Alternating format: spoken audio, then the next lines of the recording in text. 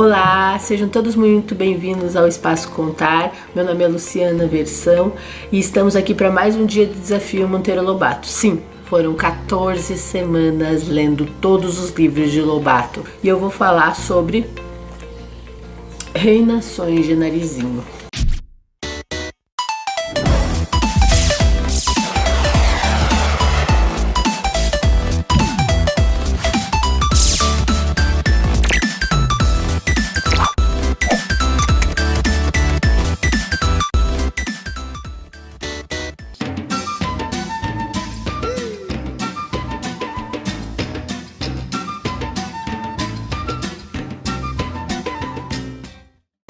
Reinações de Narizinho, na verdade eu vou começar do princípio.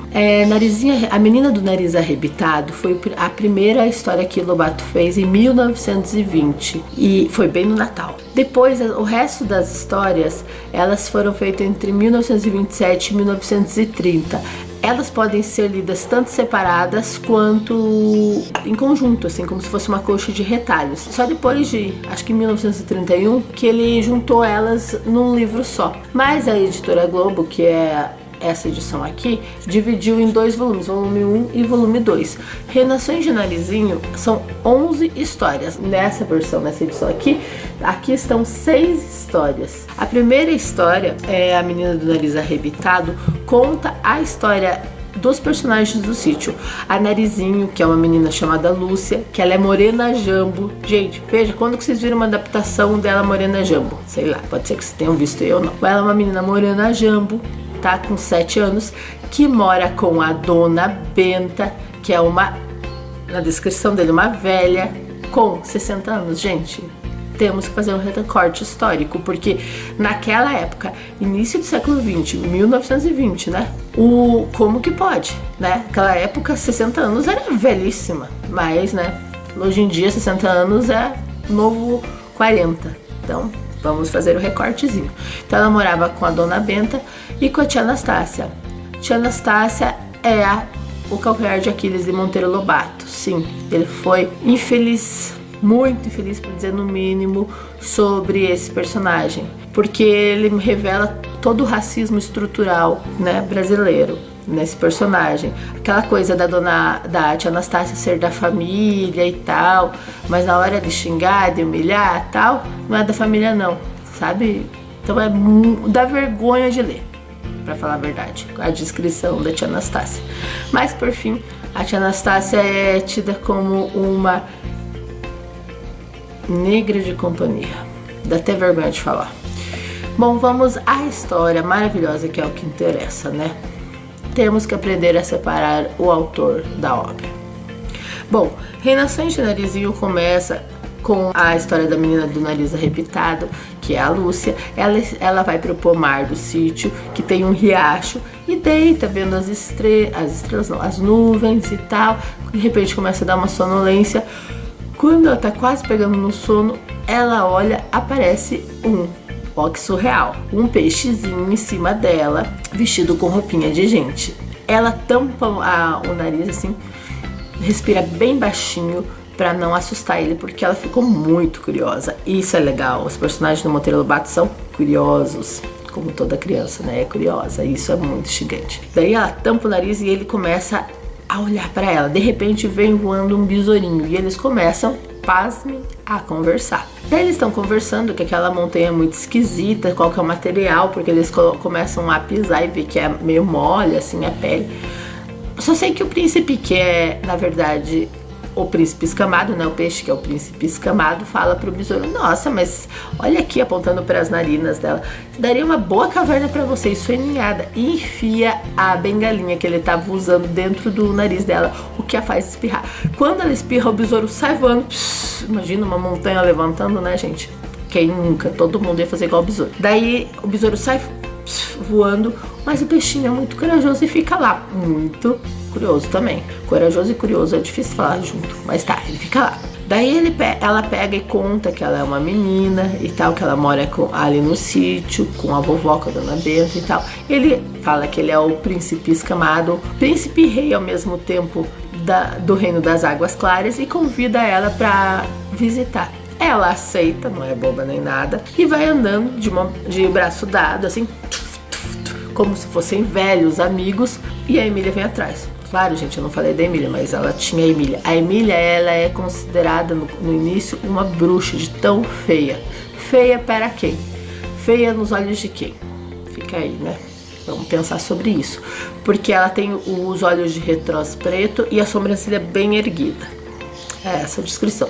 E vem a Emília muda. Daí ele fala, nossa, mas por que ela tá tão emburrada? Daí a Narizinho fala assim, não, ela não tá emburrada. É que ela não fala. Daí ele fala, pode deixar que lá no Reino das Águas Claras existe o Dr. Caramujo e ele conserta qualquer coisa. Ele é o melhor médico que existe e ele tem suas maravilhosas pílulas. E as pílulas podem fazer Emília falar. Daí ela fala, nossa, então vamos. Foram. Entraram lá no rio. Então vai ter descrição de pólipos pro pessoal que gosta de biologia e tal, porque é um mistério, né? Ali no caso é o rio, mas vai desembocar no mar, né? Então é um mistério ou profundo. Quando você não enxerga ali o que tá na superfície, é um mistério, né? Então é encantador.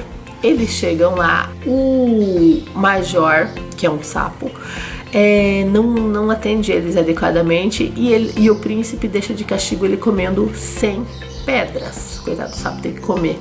Major agarra. Ele tem que comer 100 pedras. Mas eles entram e tal, tá na hora de uma audiência. Vem olha que loucura. O pequeno polegar disfarçado de fura-bolo pra querer se tornar o bobo da corte. Só que ele é totalmente sem graça. A Narizinho reconhece ele porque ela já leu a história da Dona Carochinha. Gente, pausa aqui, pausa pra desbunde. Olha que genial. A Carochinha é o livro que veio antes do Monteiro Lobato do Figueiredo Pimentel. Então ele vai lá na história anterior dele, e brinca, debocha da história do Figueiredo Pimentel. Mas ele não debocha para depreciar, ele debocha para trazer a vida, entendeu? Porque se você for começar a fazer o link, depois eu vou falar sobre o link que a gente vai fazer. Mas olha lá, ele pegou aquela história que já tava, ninguém se lembrava mais e ó, trouxe, deu um fôlego novo. Porque o que acontece na história? A Dona Carochinha chega, como a Narizinho já tinha reconhecido o polegarzinho, coloca ele na manga do vestido e ela chega e pergunta, cadê o polegarzinho? Daí todo mundo, quem é ela? Quem é ela? A famosa Dona Carochinha. Né? Todo mundo conhece a Dona Carochinha e tal. Só que ela tá muito irritada porque o polegar sumiu e ele tá comandando uma revolta dos personagens dos contos de fada dela, dos contos da Carochinha, porque eles não aguentam mais ficar naquelas histórias emboloradas, fazem sempre a mesma coisa. Por exemplo, a lâmpada do Aladim já tá ficando enferrujada. Então, assim, eles estão revoltados. E quem tá dando o, entre aspas, mau exemplo é o polegar, que já fugiu.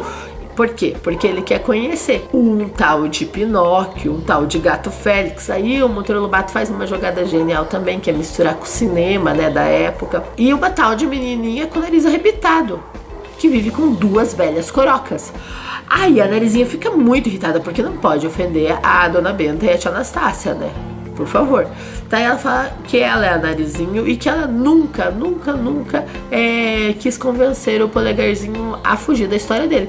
Mas que agora, se ela vê ele, ela vai dizer sim pra ele fugir e ir morar lá no sítio. Nisso, a Dona Carochinha começa a dizer que o polegarzinho tá por ali, e começa a farejar. Ela fala, não, você tá ficando maluca porque o polegarzinho tem a bota de 7 léguas, ele já deve estar na Europa. Então, fala, a criança já vai pensar o que é a Europa, já faz aquela ligaçãozinha, né? Daí, a Dona Carochinha fala assim, não, eu sou muito mais esperta, eu guardei as botinhas dentro de uma gaveta e ele veio descalço, ele não pode fugir. Quando a Dona Carochinha tá falando assim, você tá me enganando, eu estou farejando aqui, o polegar está por aqui, está com você, na sua manga do vestido. Quando ela tá quase atacando, eu vou desarrebitar o seu nariz, ela fala. Quando ela tá quase desarrebitando o nariz da Narizinho, a Emília aparece, que tá sentadinha, muda, porque ela ainda não fala, e rouba os óculos da Carochinha. A Carochinha não enxerga nada. A Carochinha fica lá, tateando. Enquanto isso, o Narizinho sai correndo e esconde o pequeno polegar na sala do tesouro, dentro de uma conchinha. e fala pra ele que se ele quiser mesmo fugir, ele que fuja e que vá morar no sítio, que ele vai ser muito bem tratado. Nisso, né, dá um pausa aí, e a Narizinho vai ver o vestido, porque vai ter um baile, ela é a Emília. Quem costura os vestidos é uma aranha maravilhosa, gente. Uma aranha dos sonhos, assim, que tem um feitiço, que quando ela fizer um vestido tão perfeito que o espelho se quebrar, ela pode se transformar em qualquer ser. Mas como ela tá manca, ela decide continuar como ela tá, aranha. E ela tem várias filhinhas também. Quando o espelho se despedaça, cada filhinha herda essa maldição. E tem que também fazer os espelhinhos quebrarem com um vestido tão maravilhoso, para também, se quiserem ser outra coisa, tal, vencer essa maldição. Chega o baile, tá? Todo mundo no baile, de repente, a Narizinha se dá conta que a Emília sumiu. Procuram a Emília, quando encontram ela na sala do tesouro com um olho de retrós, né, que é o olho dela, arrebentado, quase morta. Ela fica desesperada, só que não pode falar nada, porque ela não fala, né, gente? No dia seguinte, o doutor Caramujo fala que vai dar pílula pra ela. A pílula falante, né, que vai fazer ela falar. Quando ele vai procurar, ele só tem as 100 últimas pílulas. Elas sumiram. Pausa dramática. Sumiram. E daí? Daí revela-se lá do comecinho que o Major, o sapo, tinha engolido, lembra, como castigo, 100 pedras, mas ele não sabia diferenciar e comeu as 100 pílulas. O Dr. Caramujo corta, faz uma operação e tira as 100 pílulas dele e dá pra Emília uma dessas pílulas. A Emília começa a tagarelar, reclama que tá com gosto de sapo na boca, começa a falar por 3 horas seguidas, e daí troca as palavras, é muito engraçado, troca as letras, sabe, as sílabas, porque as palavras ainda estão se encaixando. É muito bacana isso também, trabalhar a aquisição da linguagem, muito legal. Daí ela começa a falar e conta que foi a dona Carochinha que pegou o polegarzinho de novo e arrancou o olho dela e tal, fugiu, deu com a casca, né, ela desmaiou e tal, é bem engraçado também. O que acontece? Depois disso, a Narizinho e a Emília vão embora, né, voltam pro sítio. A Emília volta falando que é uma surpresa pra dona Benta de Anastácia e tal, é bem interessante também. E tá chegando o Pedrinho. O Pedrinho é filho da dona Antanica, que é filha da dona Benta. Diferente da Lúcia, que ninguém sabe a história, o Pedrinho, ele tem essa história, que é filho da dona Antanica, né? Que ele é um menino da cidade que vem de férias pro sítio. O Pedrinho chega, a Narizinho conta as novidades pra ele e tal. A Emília volta tagarelando e ela volta com uma mania geniosa do jeito que ela quer um título. Daí a Narizinho tem a ideia de enganar ela e dizer que o porco o Rabicó, o porco do sítio, é o marquês de Rabicó. E fala pra Emília casar com ele, porque ela vai virar uma marquesa, ela vai virar nobre e tal. Começa a querer seduzir a Emília. Daí a Emília, só que a Emília não vai aguentando, porque o Rabicó, ele é o faminto, ele só pensa em comer, ele faz as maiores confusões, assim. E ela tá lá naquela parte do noivado, convence ou não convence. Daí a Narizinho pede pro Pedrinho inventar um pai pro Rabicó também. Uma pessoa nobre, com título de nobreza. Então ele cria quem? O Visconde de Sabugosa. Ele pega um sabugo de milho e faz uma cartolinha e tal, faz como se fosse uma coroazinha, e vem o Visconde para confirmar a mentira de que o Rabicó era o marquês, né? Então, filho de Visconde, filho do milho e tal, super, que é viúvo, porque a vaca mocha comeu todos os parentes dele. Porque é milho, né? Vaca come milho. Muito engraçado também essa parte. Daí fica aquela enrolação. Ela preferia casar com o Visconde do que casar com o Rabicó, mas ela tá lá, tá até que ela casa com o Rabicó, dá maior confusão, porque ele quer comer tudo, assim. Ou seja, o Pedrinho fica muito nervoso lá por uma dessas atrapalhadas do Rabicó e fala pra Emília que é tudo mentira, que ele não é marquês e que não é nada disso e tal. E a Emília já quer se separar, já não gosta mais não quer mais casar. Nisso aparece o quê? Uma cartinha do pessoal do Reino das Águas Claras dizendo que o príncipe tá ficando muito doente por saudade e que ele tá apaixonado, ele quer casar com a Narizinho. A Narizinho aceita se casar com o peixe, gente, muito legal isso, muito surreal. E cada cartinha que eles vão trocando, ela vai mandando um presentinho. Ela manda uma rosquinha que ele craveja de diamantes e vai usar como coroa. Chega o dia lá do casamento e todos eles vão para o fundo do rio.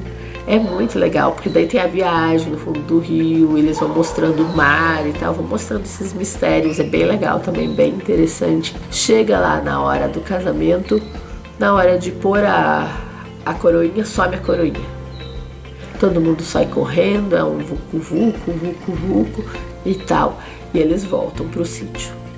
Quando eles voltam pro sítio, o Visconde se encharcou, então ele é colocado num varalzinho para secar, só que é mal preso, e sai voando e cai lá num lugar perdido e fica perdido por tempos e junta bolor nele.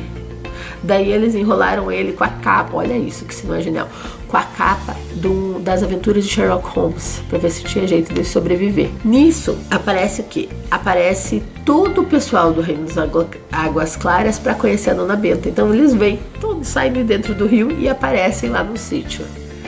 Totalmente surreal também, todos eles fora da água. Tem uma partezinha que é muito interessante, que tem a Miss Sardine. Miss Sardine é uma sardinha que veio lá da América. Daí ele faz uma brincadeira com os americanos e diz que, como todo americano, ela é metida. E ela vai lá e ela quer saber de tudo e tal, e vai pra cozinha da tia Anastácia, quer saber. A tia Anastácia conta, vê uma frigideira, fica com vergonha de dizer que eles comem peixe, e fala que é uma piscina que sai borbulhos assim e tal. E sai de lá por causa que sumiu um peixinho. O peixinho foi assassinado, é um escândalo, todo mundo vai lá ver o que aconteceu com o peixinho. Quando voltam, tá lá a Miss Sardine se suicidou. Pulou na frigideira com óleo quente. Daí é uma choradeira e tal, mas a tia Anastácia come a Miss Sardine. O príncipe vai embora, assim, chateado e tal. Daí aparece, ó que surreal, como que você fala, uma sopa de letrinhas, tem de tudo. Aparece o Gato Félix. O Gato Félix também é um personagem de desenho, que daí a criança nessa hora você pega, já deixa o teu computadorzinho do lado, põe no Google assim, ó, o Gato Félix, olha quem é o Gato Félix, assiste um episódiozinho com seu filho do Gato Félix e tal. E o Gato Félix aparece. E ele disse que o príncipe morreu afogado porque ele saiu pro sítio e depois desaprendeu a nadar. Veja bem. O Gato Félix começa a contar a história. Nisso, o Visconde é salvo e tá lá escutando as histórias com todo mundo. Melhora o Visconde. Só que ele começa a contar a história dos Estados Unidos tudo trocada. E o Visconde é um sábio. Ele começa a falar, não, ele tá mentindo, gente, deixa eu falar, por favor. É mentira. Tipo, ele tá avisando, só que ninguém dá moral pra ele por causa que ele é feio, embolorado e tal, né? Ninguém dá moral pra ele por enquanto. Daí chega o dia da Emília, ele conta uma história, ninguém acha graça nenhuma, daí no início some um pintinho da fazenda. Daí no segundo dia é o dia da Emília. A Emília conta uma história fantástica, ele fica morrendo de inveja e implica com a Emília já é vingativa, né? Ela pega um pedaço do bigode dele e fala pro Visconde que ali tem, pra ele usar as manhas dele de detetive, porque ele ficou embrulhado na capa do livrinho do Aventura de Sherlock Holmes e virou detetive, assim, tipo, ele suga o conhecimento. Muito show. Ele vive aquilo que ele lê, sabe? É isso que é também show de bola. Bom, daí ele pega e começa a fazer as análises. Daí no terceiro dia, a vez do Visconde contar a história. E o Visconde ele fala pra tia Anastácia, se prepara aí, fica com uma vassoura. Ela, pra quê? Não importa, fica com uma vassoura. Daí ele começa a contar que era uma vez um sítio onde tinha duas senhoras e duas crianças, um menino e uma menina, uma boneca, um sabugo de milho, e veio um gato e ele era falso, e ele tava fingindo ser o Gato Félix, e de repente sumiu um passarinho, um pintinho, no outro dia sumiu um pintinho, e daí todo mundo começa a cair a ficha de que são eles mesmo. E ele mostra que no final ele fala que esse Gato Félix é falso, que é um espertão, que inclusive comeu todos os pintinhos, aquele outro peixe ele tinha comido, e até o príncipe, fica aí a dúvida se ele comeu ou não. A tia Anastácia tira ele com uma vassoura, bate nele, o gato sai correndo, o Visconde ganha o seu valor. A Dona Benta fala pra ele que a partir de agora ele vai ser o administrador do sítio, que eles não tinham dado valor pra ele por causa da aparência, mas que ele mostrou ser um sábio de verdade. E que ela que ia cuidar dele a partir de agora e ia colocar ele na estante dela, entre os livros de álgebra e aritmética, o que renderia outras histórias, entendeu? Ele já engata para os próximos livros, o que também é genial e muito interessante. Também nessa história, eu não vou contar toda, né, porque não dá tempo, entra o Tom Mix, que é também um personagem de cinema, que ele, numa dessas indas e vindas aí pelo reino das águas claras, ele tenta assaltar a carruagem onde está a Narizinho e a Emília e o Rabicó, e o Rabicó foge, e ele quer dinheiro, ele quer ouro. Então ela pega, a Narizinho tem uma ideia e murcha uma das pernas da Emília, que é feita de Marcela, que é douradinho, e finge assim que quer dinheiro e dá pra ele. Ele fica super agradecido e a partir de agora, daquela hora, faz o que ela deseja. E ela deseja se vingar do Rabicó e tal, e daí ele vai dar um pontapé no Rabicó, vai matar, mas daí ela mudou de ideia, daí dá só um pontapé. Eu tô só falando dessa parte do Tom Mix pra dizer que ele também pegou as estrelas do momento, da época do cinema, tanto o Gato Félix quanto o Tom Mix, sabe? Então misturou, e aí ele já vai mostrando que veio, ele quer fazer essa ligação com o que é contemporâneo a ele, o que nos abre uma brecha enorme enquanto incentivadores da leitura, porque você tem o aval dele mesmo, quem lê vê que você tem o aval dele de misturar ele com novas aventuras. Bom, nesse livro é mais mesmo conhecer os personagens, tá? Que eu acho interessante, assim, para as crianças que não conhecem, e principalmente fazer a ligação com os contos da Carochinha. Se você quiser fazer uma introdução assim também cronológica da literatura, vale ler o livro da Carochinha antes do Reinações de Narizinho, e que daí nessa hora que fala do da Carochinha vai dar para fazer uma ligação genial, entendeu? Porque daí você vai entender assim vários livros aqui do Monteiro Lobato, ele vai citar Dona Carochinha e os personagens fugindo, até que lá no Pica-Pau Amarelo, que já tem o vídeo aqui, eles se mudam e vêm pro sítio, porque não tá cronologicamente postado esses vídeos, né? Vocês sabem que aqui eu tô emprestando livro de biblioteca e tô gravando assim. Então vem os personagens e vai falar do Barba Azul e tal, e são personagens que estão no livro da Carochinha, então vale muito a pena fazer esse link entre a Carochinha e Monteiro Lobato. E aqui, ó, nesse primeiro livro, Reinações de Narizinho, volume 1, já tá dando a dica, gente, vamos fazer esse link, ok? Então um abraço pra vocês, até amanhã com mais um vídeo, com mais uma história. Até a próxima, não se esqueçam de se inscrever e de curtir. Beijo pra vocês.